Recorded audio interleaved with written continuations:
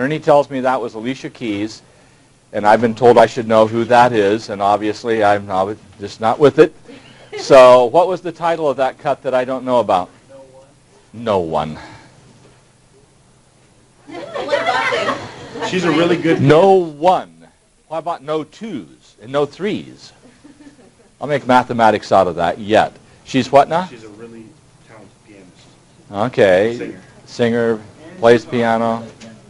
Okay, and I should know about her, I guess. Okay. What was the title of the album, Ernie? As I Am? As I Am No One? Is that like Descartes? I am, therefore I exist, or something like that? Okay. I've been asked numerous questions about this homework. We've got translation problems. Okay, how to read mathematics. We probably need a dictionary, right, on how to read mathematics. There are key phrases. This is going to go all the way back to Math 10. So I'm going to write two different phrases that seem to be at the heart of much of the confusion that I've been discussing with some of you this morning. So Ernie, I'm going to go to the board on this. If I have chalk up here, with luck, I do. Here was a phrase we did in Math 10.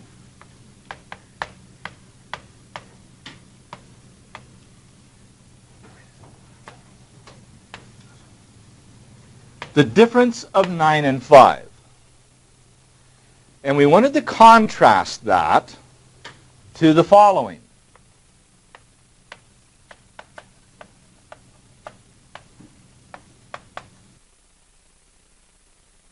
This was all we did in the Math 10 to make the contrast.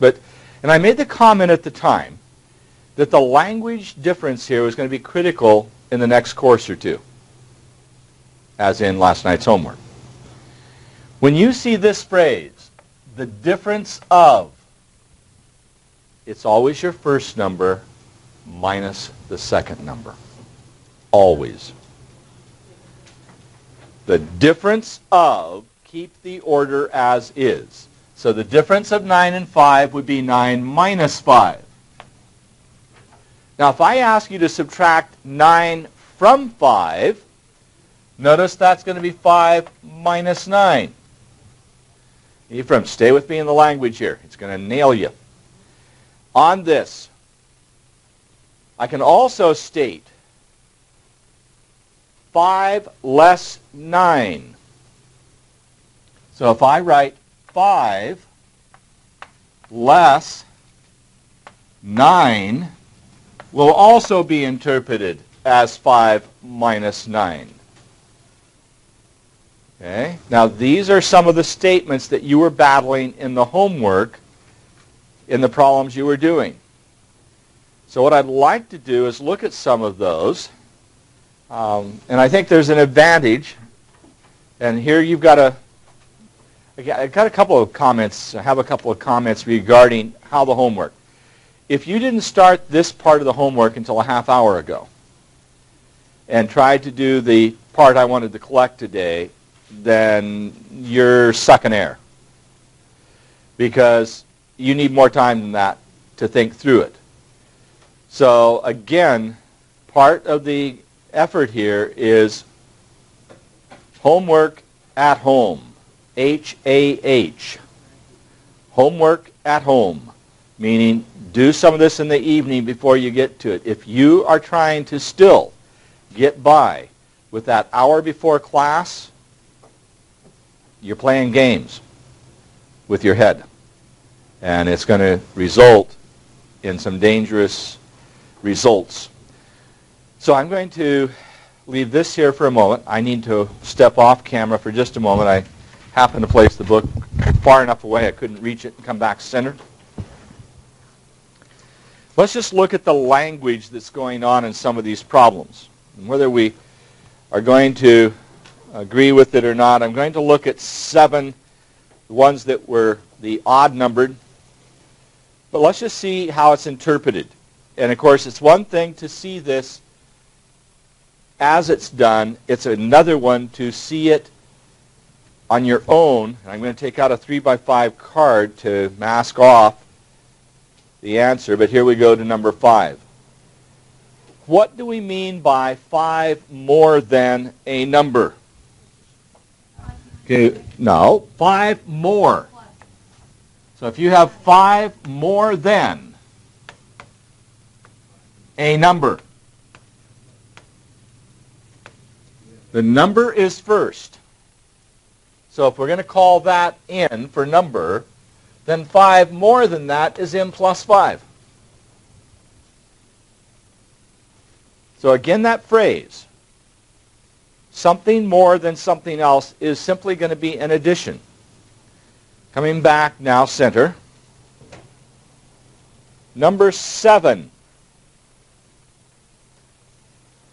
Okay, 6 less than a number. So if we have 6 less than a number, and notice they spelled out the 6 this time. I guess they spelled out the 5 also. Less than a number. Now this is just a contrast between, as we go to the board, more than versus less than. 6 less than the number still is first, and then it's in minus 6. This is just a matter of translating what the phrases mean. And once you get them, you should be able then to go through a set of problems. We probably need another 100 of these from the sounds of it to where you get good enough at it that you don't make the mistakes. Back center. The next one that you had,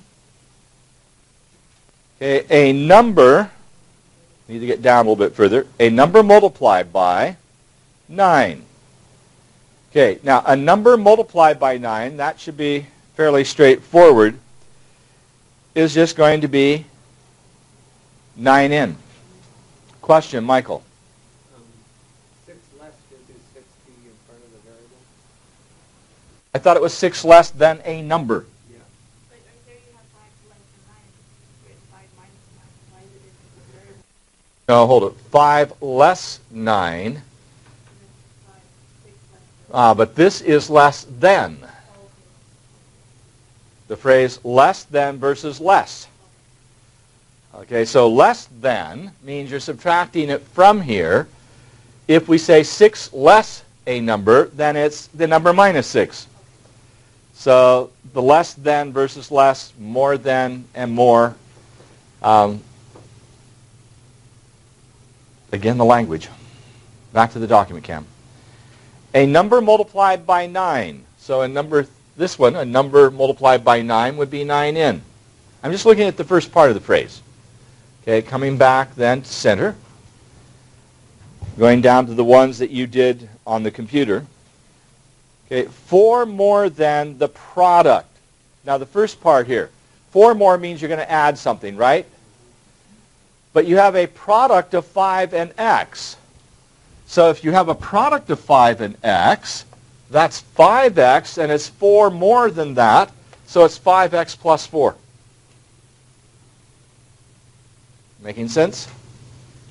Now I'm curious about something. Reactions here. Because this is something I hadn't really anticipated, but I need your feedback. I know the trouble you felt doing it on paper. How did you handle that with the computer? What was the difference? It showed 4 different solutions for the problem, so you can kind of look at the problem while you're going like reading. I would actually say that on paper is more effective when it comes to problems like this, because when you do it on a computer, all you do is you think one's right, but if it's not, you get another chance to just guess. You know what I mean? So it's like the answer's right in front of you. When you do this, you're actually thinking about it. Okay. I found myself actually trying to figure it out. Okay, so on the computer, and because I know that that answer may not have been funneled across, I'll get to the questions. I don't think the answer probably came through. But the question I asked was the difference between doing it on the computer, same set of problems in essence, computer on paper. And the one response I'm getting is that on the computer, you make your best effort, but you have choices you can make. You can quickly see if it doesn't work, and there's a certain, even though you may not want to, if there's any doubt in your mind, you try something and see if it's going to work, and if it does, you see it, but you may not be internalizing it as much. It's more of a guess and see, and if it works, whereas on paper, you're forced into, one, you don't have any hints. You don't have anything to compare, and you have to reflect on it and think about it more, which I think is it's an interesting and maybe an important contrast. That's consistent with what I think happens, but I'm glad to hear it's something that you're experiencing. Not that it's good, but nonetheless. Michael. The problems on the computer were way more involved than the ones in the book. As far as, because I wasn't looking at the different choices, and yeah, it was a multiple choice, and Oh, really? Yeah. I think if you had to write them out. There were bigger problems. Oh, that's interesting. That's what you're referring to then, James, as far as have multiple choice. I didn't understand that. I thought, okay, because it would be difficult. No, it wouldn't. You could enter the things in. Making a multiple choice changes the whole baggage. yeah. Because multiple choice never, in my mind, achieves the same thing as writing out something. Now, is this the first time you've been doing multiple choice, or is that... Something like that, yeah. I mean, there's other stuff that's multiple choice, but like this, for multiple choice, it doesn't help at all. I agree. It wouldn't, because you can... Yes, okay. And you get 3 times Okay, so there's a very big difference between multiple choice with 3 tries, with 3 choices, and you ultimately will end up with one of them that's right by process of guessing or elimination. James. On a homework, or on a schedule, when I looked, it said on computer, it had odd numbers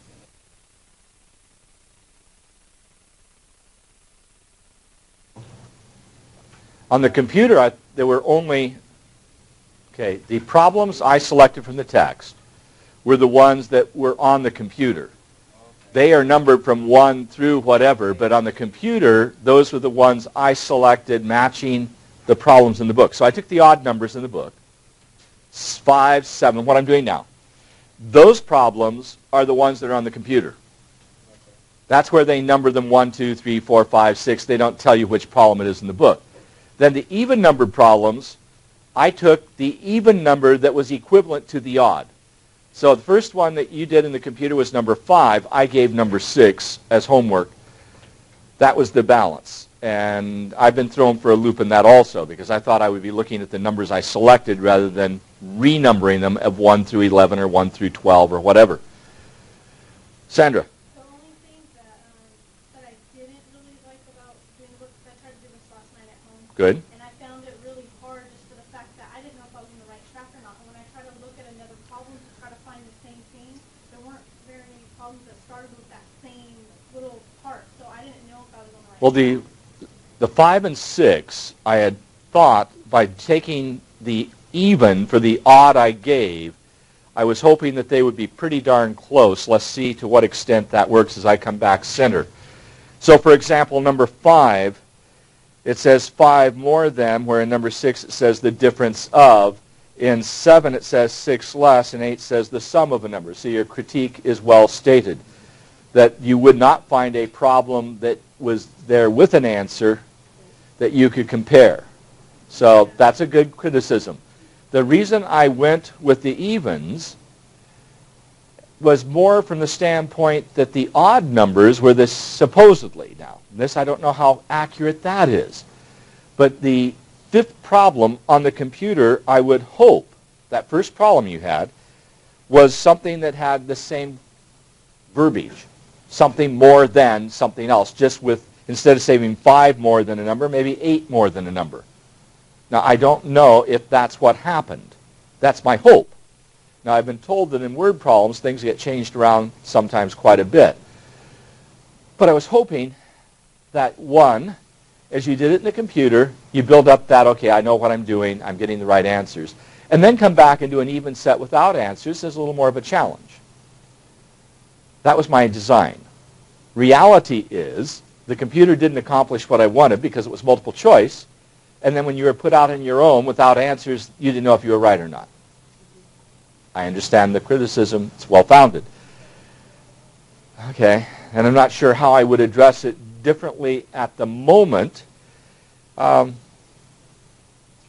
I do know this much, that the language part as we look at the translation here, is very critical. The language part is very critical to understand, and this is a place where we don't want to take it too lightly. I did not anticipate the frustration you experienced at all. I thought I was going to hit that frustration in 4-5. These were, I thought, fairly straightforward. Read, translate, you're done. You'll get 7 of them done in 10 minutes. You'll get the other 10 done in 10 minutes, and that was not what happened. So my goal right now is to make sure that we understand how to use that language. I have the luxury of 2 days in 4-5 without changing out of the schedule at all, because I had doubled up an earlier day. So we are turning in time. So then let's bring up the question as we look at some of these. Just how does the language go? Because it's not so critical from my point of view. That, yeah, it's nice that you did well on the computer. And it would be nice if you had no trouble with this as a homework problem. Neither of those happened, but let's make sure we understand what we're doing. And then we'll try to maybe do a different assignment to turn in. I'm not sure. We'll try that. But I'm going to go to another problem where we end up with something that involves more language in a little more subtle way. I'm going to go to 21. So as we go to this, it says the sum of 17, so we have a sum now of something, and 4 times t. Now when you say the sum, I hope you thought in terms of parentheses around that. Not necessarily need them, but it's not a bad idea. So the sum of is in the order. So you would have had 17 plus 4t.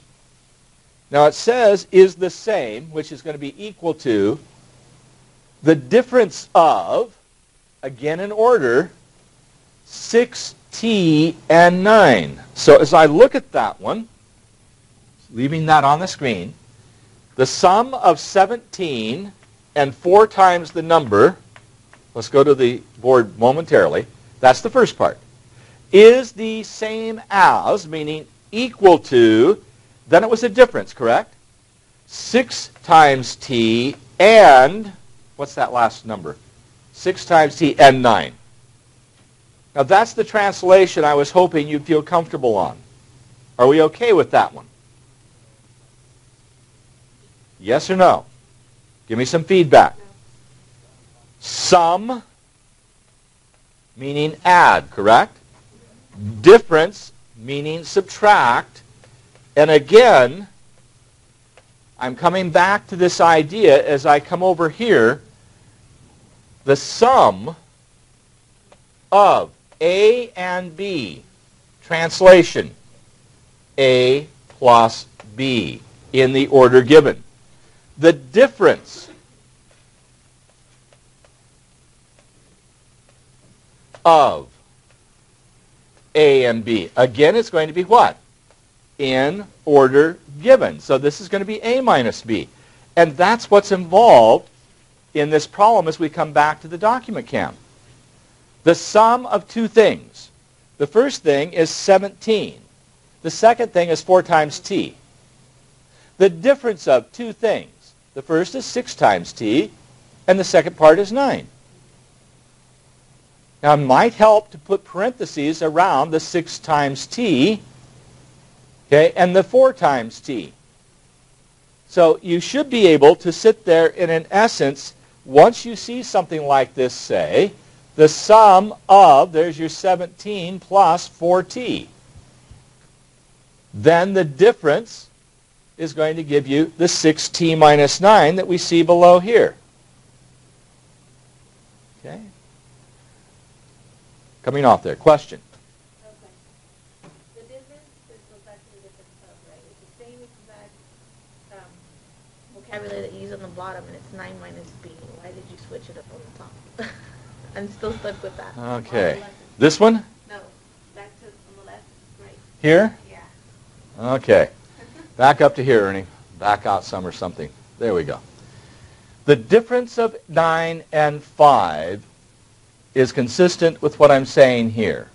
Difference of A and B. A minus B, 9 minus 5. I need to have that so I can see the top part. The difference of order is the same.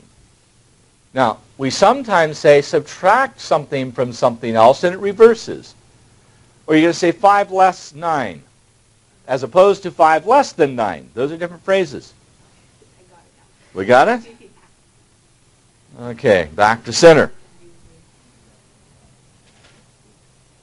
Let's look at this one. Same argument here. Now, this is where you've got to be careful of the parentheses. I need to slide it up just a bit. 2 times the difference. Now, when you see 2 times the difference, this difference has to be in what? Parentheses. So 2 times now the difference of b and 8. So that's b minus 8, parentheses with the 2 outside. So what you should be translating there, okay, is going to be 2 times the difference. Okay, let's go to the board. So here's 2 times, and then the difference, and then the b minus 8 is here. So when you see a sum, okay, you have a number times a sum, 7 times the sum. You're going to have parentheses. 7 times a difference. There must be parentheses. Back to center.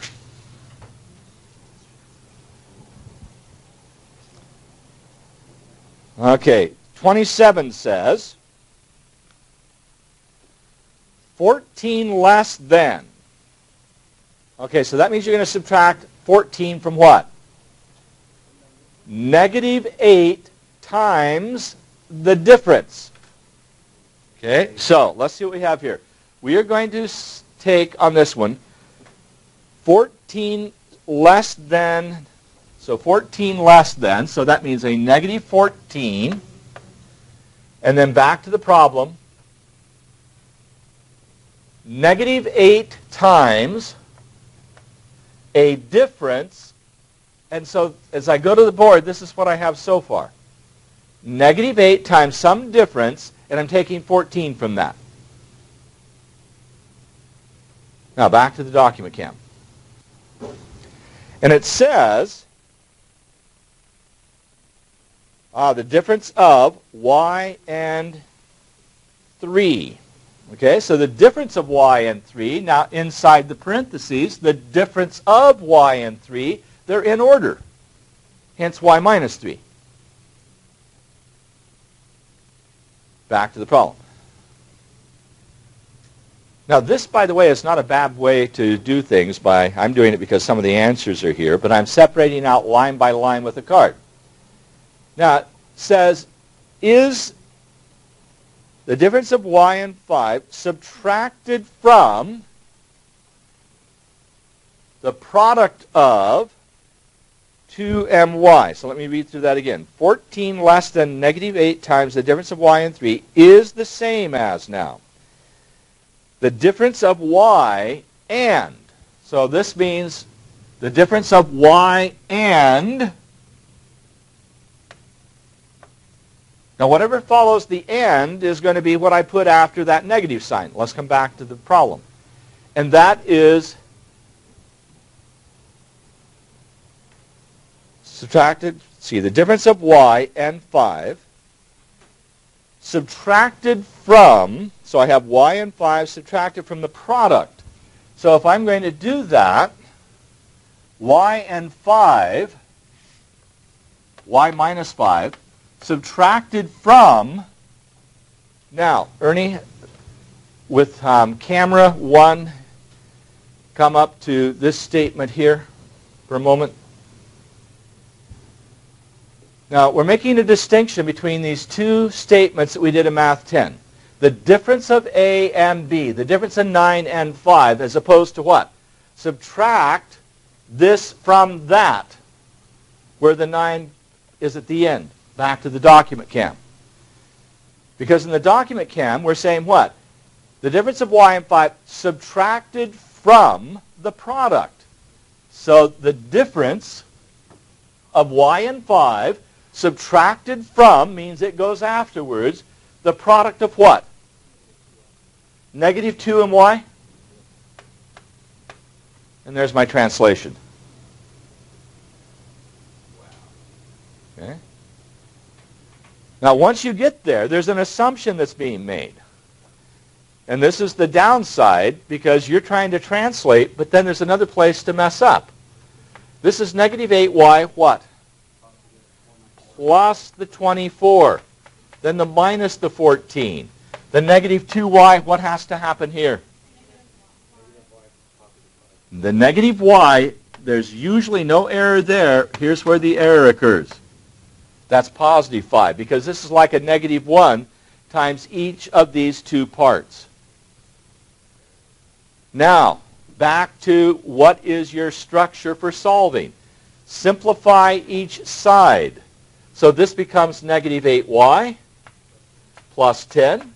The right side becomes negative 3y plus 5. Now what?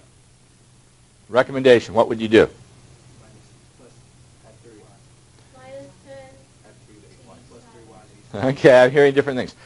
Are you still trying to get a positive coefficient on y? Yes. If you are, then I would add 8y to both sides. If you don't care about that and you're willing to get a negative coefficient, then I would add 3y to both sides. So what are we doing as a group dynamic? I'm curious. How many of you get your variable on the left side? Okay, how many always on the right side? Okay, the rest of you flip a coin? Wherever it ends up. Okay, Sandra, question. I usually just try to go with the low curve, that way I don't get a negative. I don't know what that means. But when You want to try to get a coefficient of y that's positive? The coefficient is what's in front of the y. Now, you would like that not a negative but a positive, is what I hear you saying. Well, on this problem, the first thing I did was I plus 3 to both sides. Is what I did. Plus 3? 3y. Okay, that means you have the variable on your left side with the negative 5y. Okay, so if you added 3y to both sides, you'd still end up with a negative 5y because at this point I have this gone, but 3y and a negative 8y will give you a negative 5y. Then, if we're going to do that, I'd subtract 10 from both sides. And then you ended up with a negative 5. Divide by negative 5 and you get 1. You just really helped me out. I know where I messed up. Okay, let me back up over here. In this same problem, I was adding 3y to both sides, but I was still, for some reason, I got negative 11y. And I was like, how? Ah, I forgot okay. to- When you add the 3y to both sides, that cancels this out, but there's a positive here, and the positive with the negative 8 is going to give you a negative 5. What I tried to do is I just cancel that out. I see myself cancel that out, but I try to like do it in my head because you said you Right. should expect, and then that's I think where I got mixed up. Okay, but then you are going to get the occasional, hopefully not often, error. Better to take the risk, make the error, learn from it, and get faster with this. Natalie, you're shaking your head no. I'm trying to see where I missed it. Okay, let me get out of the way because in order to show that whole problem, there's not much room for me to be in it. Where is your question in the problem? Okay, I got to the steps where it says negative 5y plus 10 equals plus 5, okay? Okay, hold it. I didn't show that step, so let me do that as an intermediate. So you are at, I'm going to rewrite this line. You have negative 5y plus 10 equals 5. That was an alternate. I agree. Now what? Okay, so now what I would do is I would take 10 to both sides because I want to get rid of that. You want to get rid of the 10. How do you get rid of that 10? You take negative 10 and negative 10. Okay, so I'm going to add negative 10 to both sides. So, I agree. okay, where I got lost was I was like, how did he get a negative 5? But now I see because the negative 10 plus the 5 becomes negative 5. Yes. Okay, I got it. What you may not have heard while I was doing this is Natalie's saying, well, if I added negative 10 to both sides, then she saw, wait, I do have 5 and a negative 10. That would give me negative 5, and therefore okay. James. Okay, are we done with this one? That is a strong smelling orange. It's a grapefruit, smells like an orange. 26. Okay, this is one that I ask you to do. Let me slide that over now. 26. Okay, be careful of the phrasing here. 2 times r subtracted, that must be from 7. So let me slide that over just a little bit more. So this is 26. So we have r subtracted from 7, coming back to here. Okay, I could have said 9 subtracted from 5, or subtract 9 from 5. So back to the board here. If we're looking at language, I could have stated this as 9 subtracted from.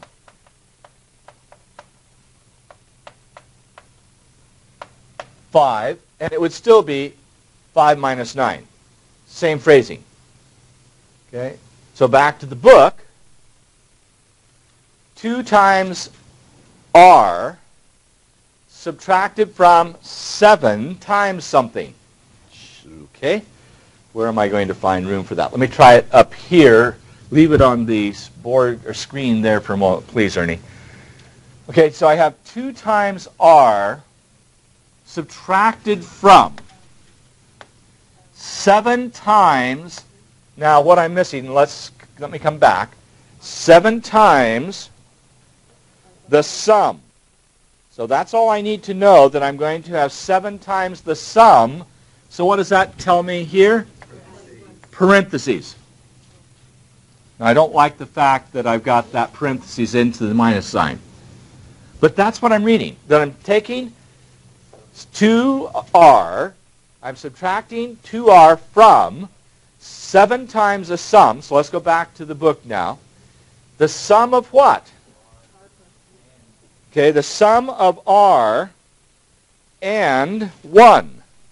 So the sum of r and 1, r plus 1, is, okay, back to the book.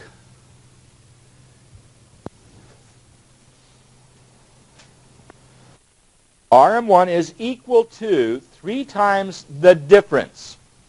Okay, so back to the board. 3 times difference. That tells me parentheses. Have to have the parentheses. Back to the book. And the difference of what? R and 5. So that tells me that I'm going to put this in here. Yeah, the difference of r and 5 is the same order. Michael.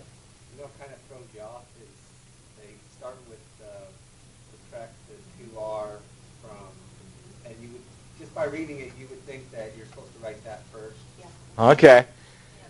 Back to this statement over here. You've done a very good job of indicating where the language is messing you up. To subtract something, or this is subtracted from, and it's written first, to have to reverse it and put it last, so to speak. Where here when I say the difference of what's first is first. And so when is first last, and when is first first? I feel like I'm doing that routine with Abbott and Costello. Who's on first? Okay, same problem here. The phrasing is consistent enough that once you master these, I think you're going to find a comfort zone. But let me ask you, maybe consider the following. What if you started with an expression and worked backwards? So, for example, if I were to start with this expression down here, this is what it was supposed to end up with, right? Now, if you started that, how would you say it? If you were to write that, you know, it's a little bit like you're sharing with me, where you say 7, open parentheses, r plus 1, close parentheses, minus 2r equals 3, open parentheses, r minus 5, close parentheses. That's one way of saying it. But what would you then say? Would you say the difference of the product of 7 and r plus 1 it's ambiguous. If I said the product of 7 and r plus 1, you don't know where the parentheses are. So what would you say instead? The product of 7 and the sum of r and 1. One more time, because I think this is a way of maybe putting some pieces together better than what we are currently doing. One more time. You start with this expression. How can you say it without having ambiguity? Now this reminds me of something Larita and I talked about yesterday in statements in an English where you had vague sentences and you tried to make them more exact. The vague sentence is the product of 7 and, I pause, 7 and r plus 1. Well, you don't know if that means 7r plus 1 or 7 times the product of r plus 1. So how do you say that in English to make sure it's not vague? 7 times the sum, that sets the parentheses. The sum of r and 1. Now how do you say you're going to subtract 2r from that? You could have said less 2r or less the product of 2 and r. That's an approach, correct? Or you could say subtract the product of 2 and r from the product of 7 and the sum of r and 1. But do you see how difficult it is to put something like that in English as we come off there? Your translation backwards may give you some insights into what we're doing going forwards. That's my argument there. Supposedly, 1-line problems are easier, 2-line problems are harder, 3-line problems are worse yet. Well, I see your hand. I'll be with you in a minute. So if we look at the difficulty level, when we started out, problems 5, 7, 6, 8, 9, 10 are all one-liners. Yet, they created trouble. As we get all the way down to 26 and 27, in 27 we actually end up with 4 lines. Let's see what we can do there before I answer questions. Okay, let's look at what we've got there. 14 less than. So what does that tell you immediately? 14 less than. What are you going to do with that 14? It's going to be something minus 14. Agreed? Something minus 14. What is the something? Negative 8 times, whoops, the difference. So what is that telling you? Well, it says you're going to subtract, but what does the difference set? Parentheses. That's exactly what is shown here in the solution. There's your negative 8 times the difference, and that's set as a product. Okay? That's the idea.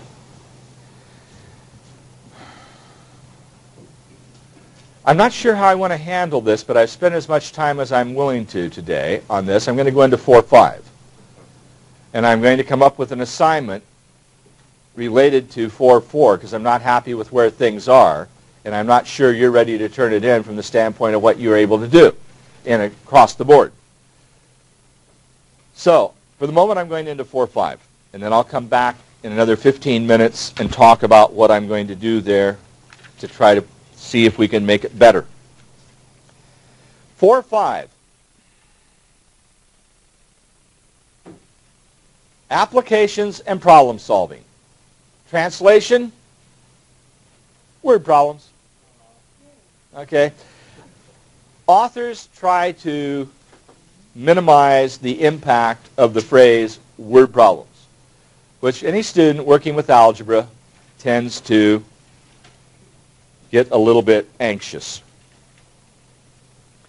There are some steps here. The first, identify your variable. That's what's being stated. Determine which unknown will be represented by a variable? Tell me what x is coming into the book. That's not very clear, is it? Determine the unknown. Sounds like the idea of a whodunit. Determine the unknown. That means let x equal something. Now, you're going to create an equation and solve the equation. Now, let me come back off there for a moment. Ernie, I'm going to go to the sideboard.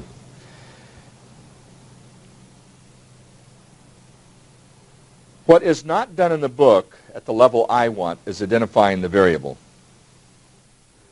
But we're going to get a phrase here on page 270, which is at the heart of what we're doing. Let's see if I can get this so it's nice and flat. Okay. One number is 6 more than, I'm still trying to get this soft cover book to lie flat. There we go. This is an example 1. And this is the argument that is involved here. You have 2 numbers. Okay, 2 numbers.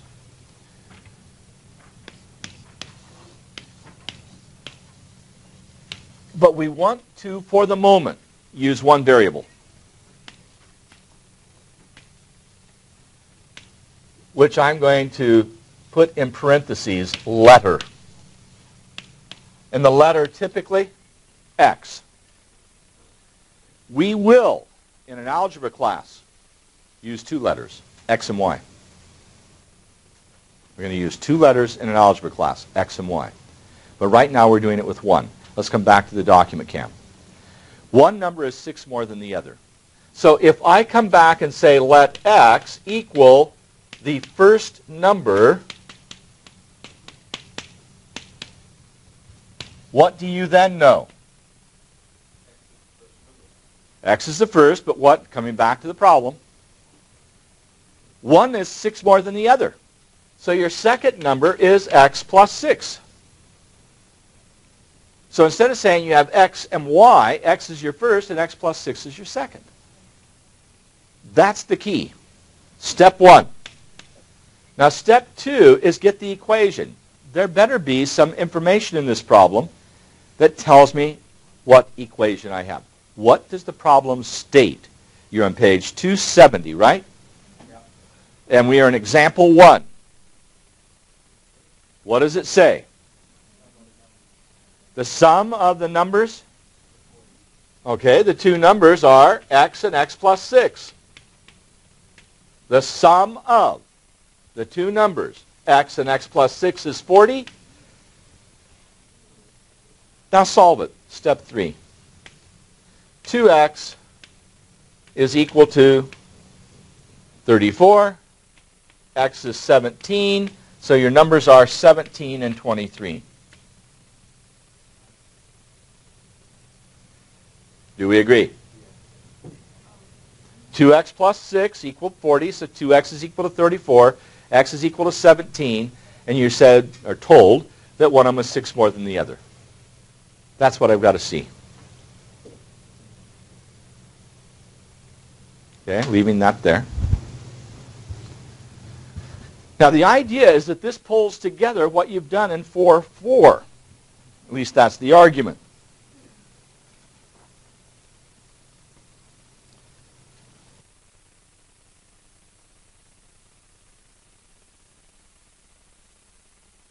Now, you may not be a carpenter doing things this way, but you're going to make a box, and you're told how you want it. Okay, it's going to be made out of an 8-foot strip of wood, and for whatever the reason, you want the length to be 3 times the width. Now, that seems like a silly restriction. If this is the width, this is to be 3W. Now that's what's done as we come off there for a moment. In this diagram, and when possible, draw pictures. W and W on the sides, 3W on the length both parts. And if the total is to be 8 feet of wood, then that perimeter has to be what? 8. And so, there's your perimeter. 3W plus W plus 3W plus W equals 8, and the rest is history. Now, is that a practical problem? Well, to some extent, if that was the need to have 3 times. Do you ever do that kind of thing?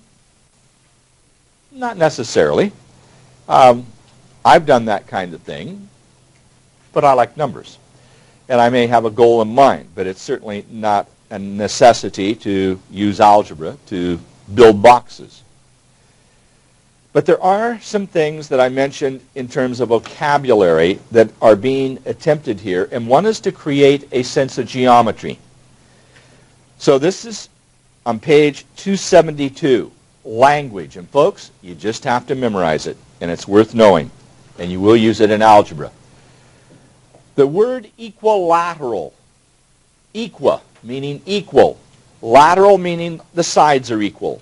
So all 4 sides are equal, that's an equilateral. If only 2 sides are equal, isosceles. And that's on page 272. Okay, and so we have problems about isosceles and equilateral triangles. You have another triangle you're familiar with. What is it called? A right triangle. Now what happens if I give you a triangle that's not equilateral, not isosceles, and not a right triangle? Just a generic triangle. It's called scalene.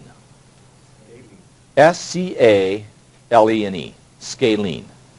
So a scalene triangle means it's not isosceles, it's not equilateral, and it's not a right triangle. Trying to draw a triangle that doesn't fit into those other 3 classifications is a lot harder than you would be thinking.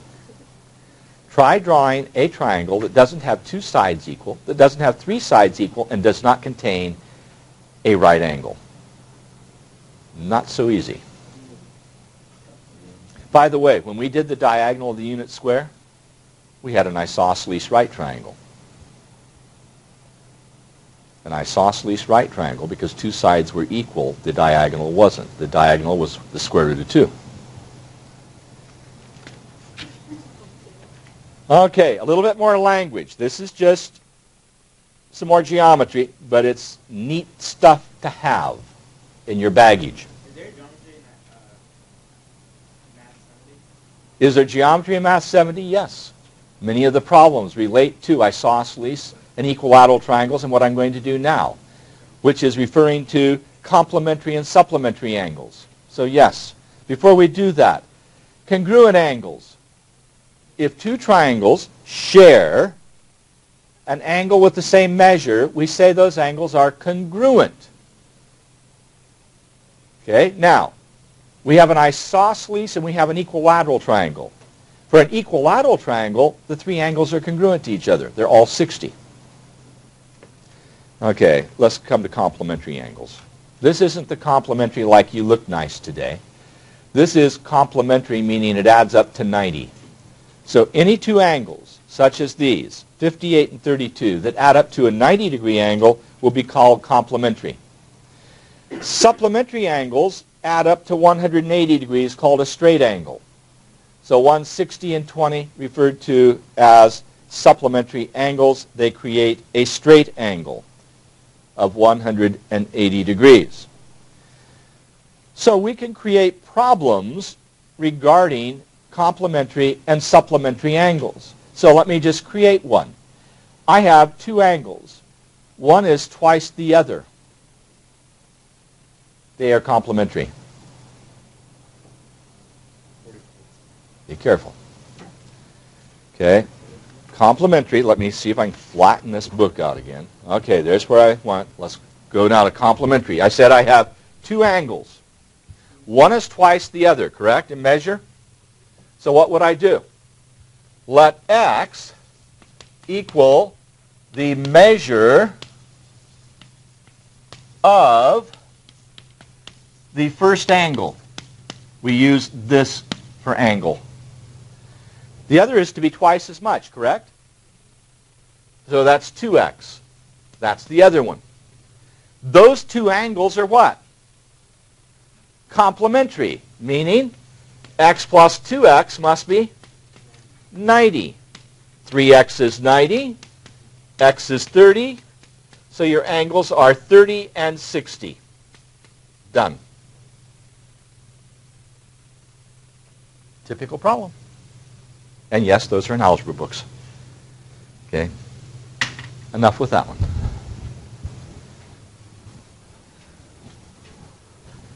Continuing. So far we've done perimeters and angles and then amounts. Let's see if we can get something here. Example 6, very typical.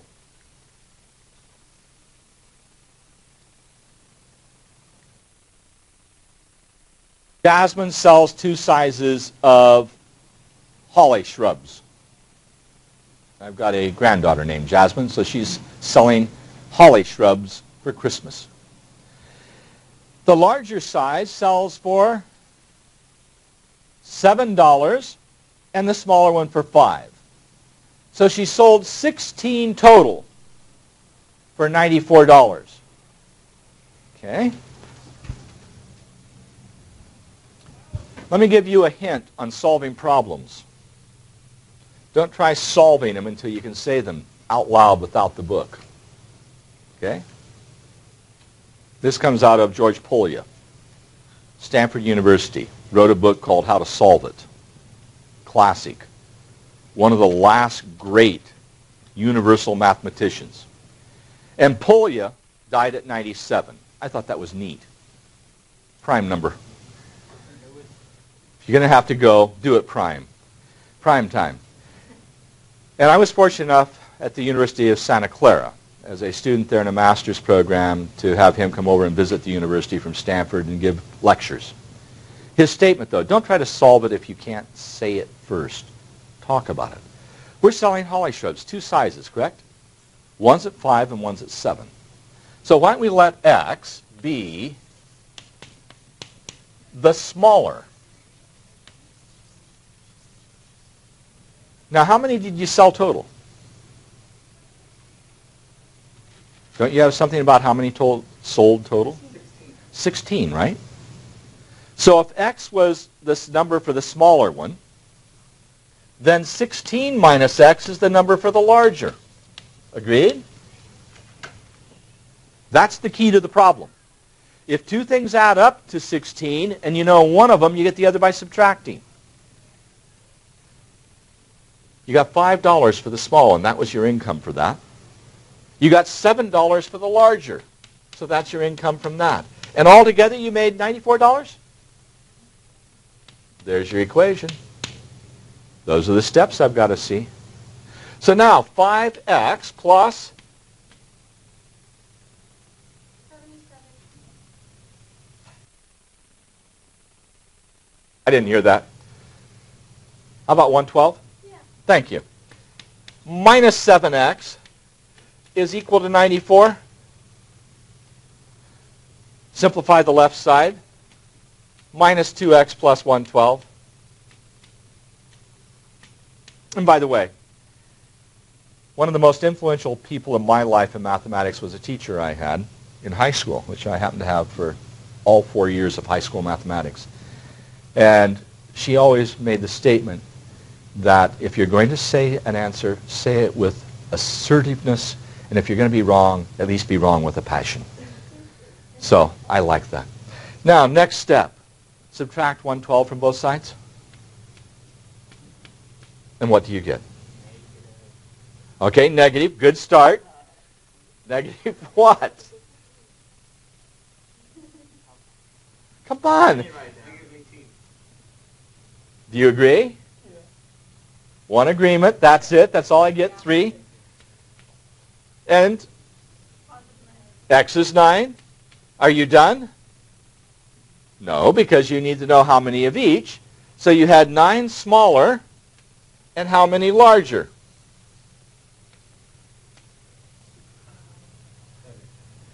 7. If there's 16 total and you have 9, we have gone brain dead in this hour. Okay, the subtraction. 9 from 16 is 7. And 7 larger. I think we're ready to do problems. Oh, I think so.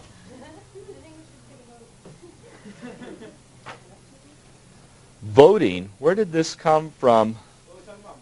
No, I didn't say anything about voting. You have an assignment on 44.5.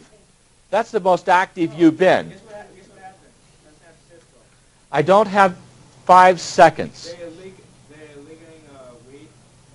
Okay, let's come back to the fact that it's 10:58 and I've got to be done in a minute and 50 seconds. Now, your homework is going to be in 4.5 in the computer.